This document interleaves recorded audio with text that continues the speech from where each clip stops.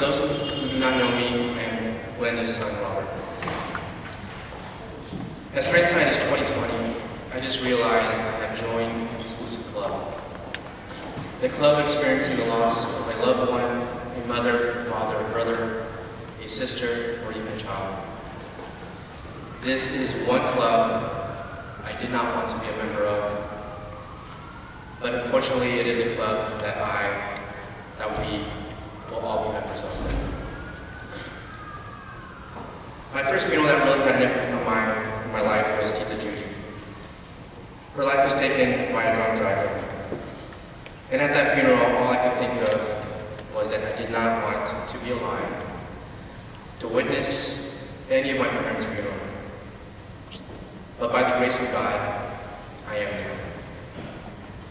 My mom, my strong-hearted mom, so set in her ways, stubborn sometimes, non-political, supportive, caring, and loving mom. I miss and I love her so much. I really miss her today. She's strong, loving, forgiving, and always providing. She always would help those who needed help. My mom has fought cancer 3 times. In 1986, 2001 with breast cancer, and now 2011, 2012 with pancreatic cancer. My mom has always been in line with her body. She always knew when something was not taking right. And in late 2010, she had a feeling, and yet she waited to get tested for the sake of the family, for the sake of the holidays. In January 2011, my mom was diagnosed with pancreatic cancer, and she fought valiantly. She underwent chemotherapy as she did in the past, but being so much older, it was also so much harder. Quality of life, she said, and we all agreed, it's not about how long we live, but about how well we live. My mom has lived an extraordinary life. She went across the grain. She had a mission to explore, to challenge herself, and to be the best that she could be, and to provide the best that she could. She traveled all over the world with my father, her sweetheart, her husband, of 44 years. She helped her sisters and brothers, whom she loved so much, her niece and nephews with college, and of course, my sister, Joyce, and with I for whatever we needed. In the last 15 months, it has been a blessing in disguise. Many of us do not get the heads up, the chance to see the last mile mark of our lives, the writing on the wall, but we did. Stats are stats and odds are odds. Pancreatic cancer is a bad bet. So we did maximize our time with Mom, Lola, and Grandma. We went to Hawaii, the casinos, the get-togethers, whatever we could do to make memories, as we knew that today would come. We just hoped it would be later than sooner. But she beat the odds. She lasted almost 3 times the average. But that's my mom. In our lives, we may experience our worst day, our nightmare. My first worst day was when I was in high school. My life was about running, and it was my senior year, my most important year of my life. And during the most important race of my life, it was the worst day of my life. You see, I've trained for many years, day in and day out, for that one day, that one moment in time, that one performance that is supposed to define you. And I failed miserably. It was 3 miles of torture. I ran the worst race of my life ever. I really thought it was a bad dream that seemed so real. Even today, I can only remember bits and pieces of it, as if you would a dream. When I crossed that finish line, I could not stand. My legs were weak, my emotions out of control, and I was beside myself. I could not believe that this just happened. My mom was waiting for me to cross that finish line.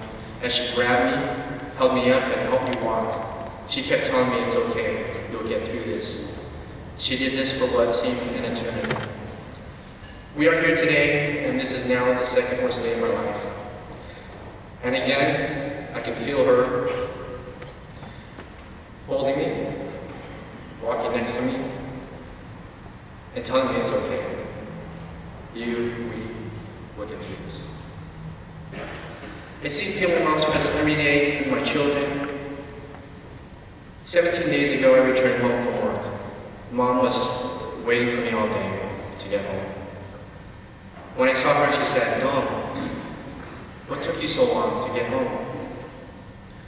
When I helped her move from the bed to the wheelchair, Mom held me and caressed me in a unique way. She wrapped her hand around my head, around my face, and I knew it seemed to be her way of letting me know everything would be okay. Last night, as they closed the coffin for good, I was carrying my youngest daughter, Glenda, who was 1.5 years old. And as she looked at me sobbing, she stared into my eyes, took her tiny little hands, and touched my cheeks, gently, as if it was Mom, letting me know everything will be okay. Many years ago in a seminar, I was told of a study. This study was about regrets. Hundreds of thousands of people in their deathbeds were interviewed about any regrets in their life. And the top 3 were: 1, I didn't stop to smell the roses. They didn't take the time to enjoy the day. Number 2 was, I didn't take enough risk. We seldomly shoot for the stars. 3rd was, what is this life all about? You can't live life without a purpose. My mom kept a journal for this fight with cancer. I read parts of it the other day, and she wrote about how she felt at each various milestones of this particular journey of hers. There was one section that she wrote about how Dad and her in Hawaii this last September laid in bed and they looked back over their lives as children, their single days, their married life, and their married life with children. The challenges in their lives and how they handled them best they could. Mom wrote how she had no regrets in her life, no regrets in her marriage, and how she was so lucky to have a husband like my dad, who was always caring, helping, and by her side every hour of every day of this journey. Glenda, my mom, is very strong, and she would expect us to be strong too, as everything will be okay. Wisdom is knowledge times experience, and always let your learning be greater than your experience. Please live life with no regrets. Enjoy your family and your loved ones every day. Live life with a purpose, as my mother did.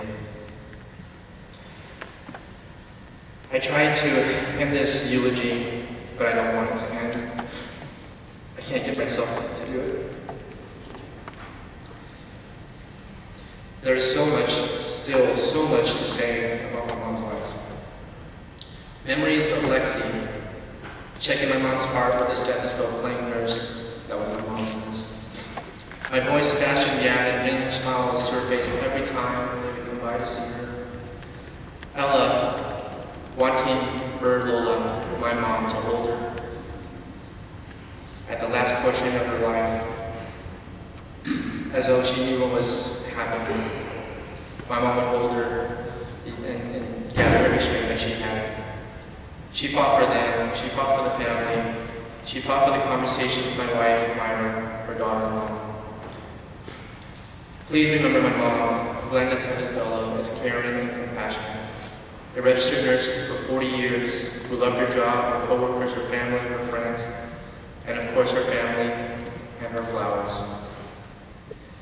If you have any stories or pictures of my mom, I invite you to visit her website, glendabello.com. Please post them there, email pictures, because I want my mom's legacy to live on, and we can do that. Thank you. Thank you for coming and being there for my mom. Thank you, Dad. We love you. Love you, Moms.